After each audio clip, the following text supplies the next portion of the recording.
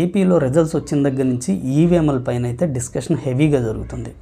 ఈవీఎంలను hack చేశారు, అందుకే మాకు దారుణ ఓటమి కలిగింది అని చెప్పి వైసీపీ నాయకులు ఆరోపిస్తున్నారు. అలాగే తెలుగుదేశం నాయకులు అయితే 2019 ఎలక్షన్ సందర్భంగా చంద్రబాబు నాయుడు పార్టీకి 23 సీట్లే వచ్చినప్పుడు వాళ్ళు కూడా డైరెక్ట్గా చంద్రబాబు నాయుడు గారు కూడా ఈవీఎంల మీద అనుమానాలు వ్యక్తం చేశారు. ఈవీఎంలను హ్యాక్ చేశారు, సో అందువల్ల ఎలాంటి ఫలితాలు వచ్చాయని. అప్పుడు తెలుగుదేశం పార్టీ, ఇప్పుడు వైసీపీ రెండు కూడా ఈవీఎంల మీద నిందలు అయితే మోపుతున్నాయి. నిజంగా ఈవీఎంలు హ్యాక్ చేయడానికి అవకాశం ఉందా లేదా అనేది దేశవ్యాప్తంగా చర్చ కూడా జరుగుతుంది.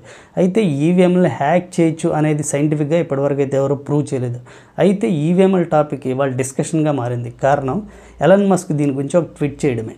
ఈవీఎంలని ఖచ్చితంగా హ్యాక్ చేయడానికి అవకాశాలు ఉన్నాయి, చాలా ఎక్కువగా ఉన్నాయి. మానవుల ద్వారా కానీ హ్యాక్ చేయొచ్చు, లేదా ఆర్టిఫిషియల్ ఇంటెలిజెన్స్ ద్వారా కానీ ఈవీఎంలను హ్యాక్ చేయడానికి అవకాశాలు ఉన్నాయి. ఈవీఎంలను వాడి ఎలక్షన్స్కి వెళ్తే మాత్రం ప్రజల యొక్క ఓటు హక్కుని దుర్వినియోగం చేసినట్టే. సో ఎలక్షన్స్లో ఈవీఎంలను వాడద్దు, ఈవీఎంలు ఖచ్చితంగా హ్యాక్ చేయడానికి అవకాశాలు ఉన్నాయి అని ఎలన్ మస్క్ ట్వీట్ చేశాడు. ఈ ట్వీట్ గురించి అయితే విపరీతంగా చర్చ జరుగుతుంది. అలాగే వైసీపీ వాళ్ళు ఈ ట్వీట్ని విపరీతంగా వైరల్ కూడా చేస్తున్నారు.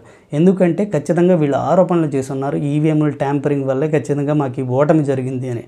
అయితే ఎలన్ మస్క్ చేసిన ట్వీట్ వీళ్ళకి కొంత బలాన్ని ఇస్తుంది. నిజానికి ఎలన్ మస్క్ కూడా ఊహించి చెప్పడమే ఈవీఎంలు హ్యాక్ చేయొచ్చు, హ్యాక్ చేయడానికి అవకాశాలు ఉన్నాయని. అది సైంటిఫికల్గా ప్రూవ్ అయింది లేదు. అయితే ఎలన్ మస్క్ ట్వీట్ మాత్రం దేశవ్యాప్తంగా కొంత చర్చనీయాంశంగా మారిన విషయం మాత్రం చూడాల్సిందే.